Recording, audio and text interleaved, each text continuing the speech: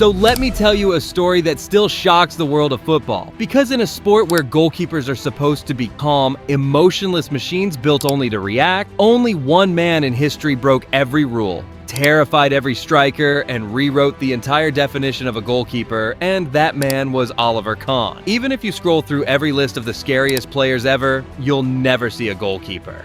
Except him. Kahn wasn't just aggressive, he was primal, unpredictable, a predator who carried himself with the intensity of a man who believed that every match was life or death. And the craziest part? Behind that fury, behind those roars, behind that wild animal persona, was a work ethic so obsessive and so brutal that even his own teammates said no one in football history trained like him. Kahn always said he wasn't born talented. He was just 6 years old when he decided he'd become the best goalkeeper on earth, all because his grandfather gave him a shirt worn by Sepp Maier. That moment turned into an obsession. 12 years later, after grinding through the youth system at Karlsruhe, he was brought into first-team training alongside the son of a club legend. If you haven't subscribed to Prime Focus yet, go ahead and hit that button. Because if not, don't worry.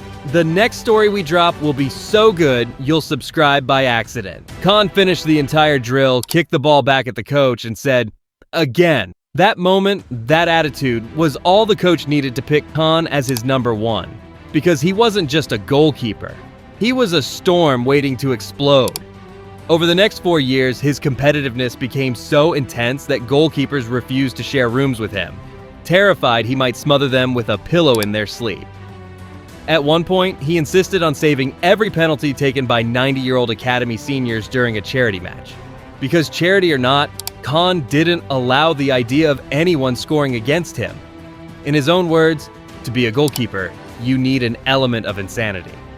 And he proved that when Karlsruhe's manager snapped during a terrible run of form, subbed off the starting keeper mid-match, and brought in a 22-year-old Kahn, 51 minutes later, they won.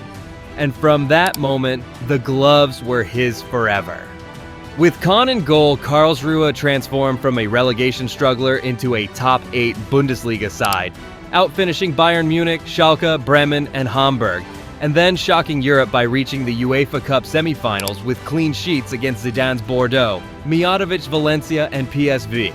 But while Kahn became a monster in club football, the national team refused to give him a single appearance, benching him at the World Cup behind keepers who conceded the most goals in Germany. It didn't matter. Bayern Munich came calling, paid a record fee for a German keeper, and even brought in Sepp Maier as his personal coach.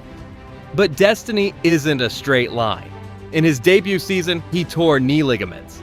In the next, he helped Bayern win Europe by crushing Cruyff's dream team and defeating Bordeaux yet again. Yet fans still mocked him, calling him the gorilla, throwing bananas onto the pitch, and comedians dressed as him on TV. And while Kahn claimed to love being hated, it ate away at him, slowly, silently. When Germany kept Kopke as their number one despite being relegated with the worst defensive record in the league, Kahn broke. His frustration evolved into a kind of madness. He pushed harder, trained harder, punished himself harder, believing every win wasn't enough and every loss was a failure of character. Soon, doctors said his body was eating itself from stress. He collapsed, exhausted, vomiting from anxiety, suffering stress-induced gastroenteritis. But then came the World Cup qualification era. 728 minutes without conceding. But when Dortmund finally scored, Kahn snapped, biting Uerthon, then nearly kicking Chapuisat in the face. And instead of being hated by his own fans, that same match, he saved a penalty and was worshipped like a god. Next came the Champions League. Kahn carried Bayern through Kiev, through Old Trafford, through the Bernabeu, and finally into the 1999 final. He played flawlessly for 90 minutes. But in stoppage time, United pulled off a miracle comeback. That loss scarred him so deeply that he admitted he thought about nothing else for 2 years. And so the next season, when a fan threw a golf ball at his head and cracked his skull, Kahn kept playing, bleeding, dragging Bayern toward another title.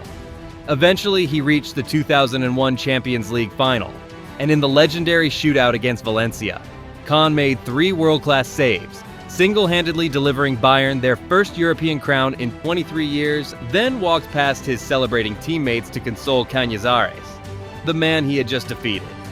It stunned the world. FIFA gave him the Fair Play Award. With that moment, he went from villain to hero overnight. But the story wasn't done. He became the first goalkeeper in history to win the World Cup Golden Ball, carrying one of the weakest German squads ever all the way to the final, even though Germany were outplayed, outshot, and outclassed in every match except the opener. Kahn saved everything, so much that newspapers called him the man with 1,000 arms. But in the final, with injured fingers and rain slicking the ball, one mistake allowed Ronaldo to score. Germany fell. Kahn sat against the post, staring into nothingness. He said, "I made one mistake in 7 matches, and was punished mercilessly." After that, everything changed. He broke records again, reached the Ballon d'Or podium twice, then suddenly spiraled, divorcing his wife, appearing in clubs with a 21-year-old girlfriend while injured, being exposed by tabloids, skipping sessions to go golfing. And yet, even in chaos, he kept winning trophy after trophy, like a man who simply refused to fall from the top. Because Oliver Kahn was not just a goalkeeper, he was a titan, a paradox, a warrior consumed by ambition, a man who lived on the edge of madness and greatness every single day. The truth is simple: football will never see another like him. But the part people never understood about Luis Suarez is that his story was never just about football. It was about survival. It was about a boy who grew up believing the world was already stacked against him. So every goal, every sprint, every angry reaction came from a place people couldn't see. A place that had shaped him long before the cameras ever did. Because when Suarez was 11, the moment the lights in his house literally went out because his family couldn't pay for electricity, something changed inside him. He wasn't angry at the world. He was terrified of becoming invisible in it. He watched his father walk out. He watched his mother work jobs she didn't talk about because she didn't want her children to feel ashamed. And he realized something brutal.